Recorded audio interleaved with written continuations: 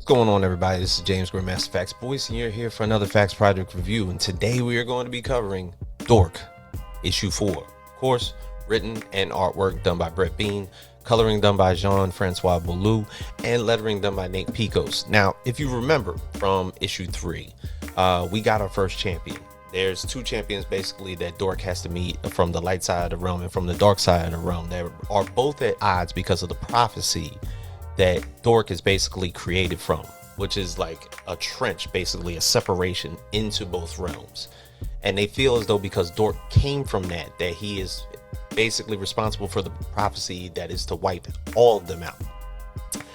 So the champion basically had something that was given to him from the Bone Witch, and it was something that could basically end all life. Now, obviously, in all these issues, everybody has tried to end Dork once and for all, and to no avail. Nothing has pretty much happened. In this particular issue, they're just literally sitting by a campfire.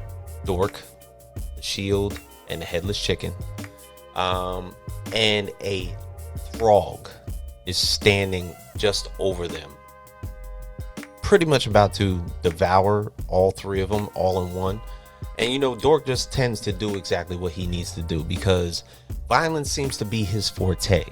So in finding out such a thing and battling this Thrawg, which is a three-headed dog, he comes to find out that the saliva from the Thrawg is actually flammable. They're right next to a campfire. All hell ensues. That thing goes running off into the wilderness. But he feels conflicted, because every chance encounter that he has had with someone else, other than with obviously his comrades, the Chicken and the Shield. But the thing is, the Chicken is the thing that brought up this discussion, because in issue 1, his ultra violent rage ensued so horribly that he beheaded that Chicken in the first place. And he sees almost in an empathetic fashion that the Chicken, because its head is separated from his body, is starting to pretty much slow down as far as like its intellect, its physical ability, so on and so forth. And he feels like, if I'm the cause of that, all these confrontations that we tend to keep happening are all basically resounding around violence caused by me.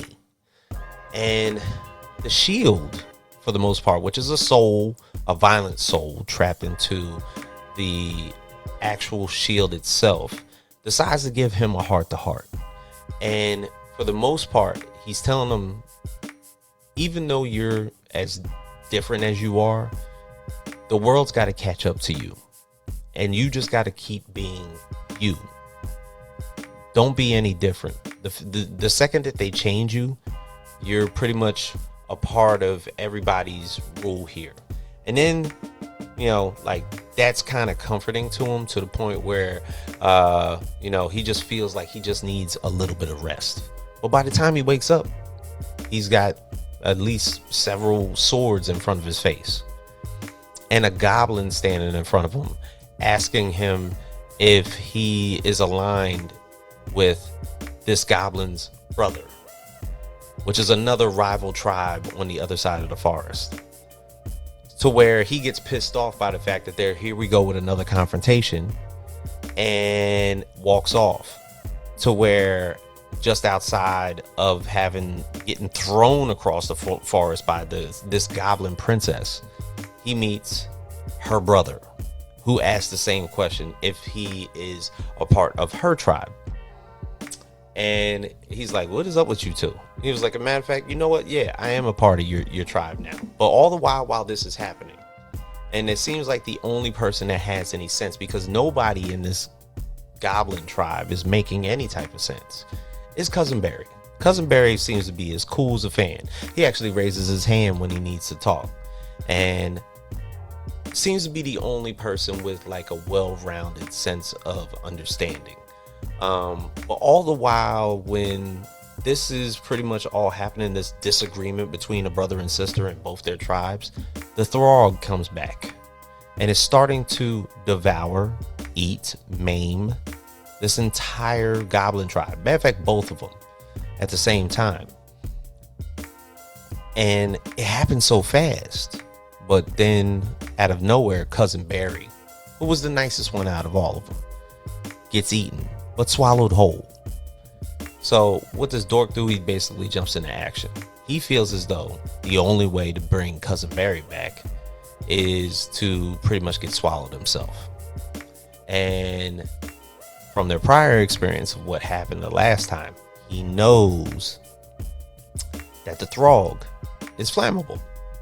So he brings 2 flint rocks with him, and he's just sitting there clicking away until it finally ignites and the Thrawg gets blown into probably like 1,000 pieces, and cousin Barry is free. So he feels as though at this moment, kind of as an epiphany, that this would be like the only way that he could make do with the violence that has occurred. He's going to be a hero. I have to help people, especially somebody like Barry here, especially somebody like the chicken, because at the end of all of this, the Bone Witch from issue 3 had the ability to cut life short, but they're kind of looking at that in reverse, almost in a Wizard of Oz fashion, because he's walking with the shield, the Headless Chicken, and himself, and they all have questions as to who they are. So they're going to continue down this road and try to figure out exactly if they can get the Headless Chicken back with its body, if they can get the soul taken out of this shield. And for the most part for Dork, it's more questions: who he is, where he came from, possibly parentage, and essentially that's kind of like where this adventure is heading. So there's still a lot more questions because of all the battles that ensued in every single issue, but now for the most part I feel like we're going to start to get questions answered. But we will keep track of this more on the channel. Loving the series so far. Obviously it's been a smash for a lot of people out there, and we'll see you next time for Dork issue 5 next time on the channel.